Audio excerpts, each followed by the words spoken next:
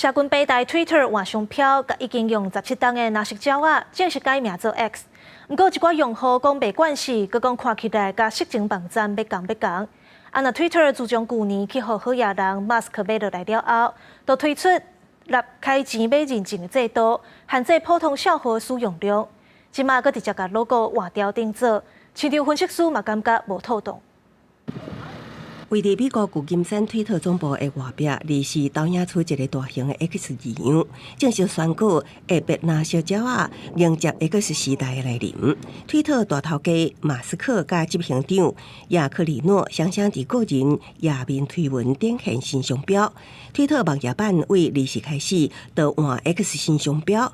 推特无阁有拿小鸟仔，用户感觉唔敢甲无了解。I hope it's not an X because it'll kind of look a little more like an adult app. People regularly use tweet, retweet, like things like quote tweet, stuff like that. Any other brand would kill for that kind of like daily brand recognition. 马斯克伫2022年10月以440亿美金，大约1.3条代票买落推特了后，表示要将推特改造成整合通讯、影音、甲行动支付等各种功能的超级 App。市场分析师观察，推特成立17年以来，有约2.4亿的用户。推特红买去了后，经过大规模裁员，甲马斯克一连串争议发文的风波，造成用户取消甲广告主收手。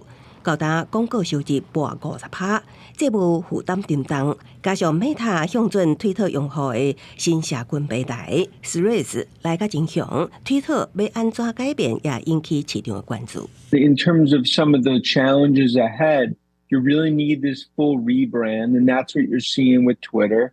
But it could backfire, and I think losing the iconic Twitter logo and the birdie, users are not going to love that. 马斯克意向无按牌理出牌的狡客性格，将推特卡掉中年的策略，并无互人意外。只是这一步棋的风险真大。公司新闻张淑芬编译。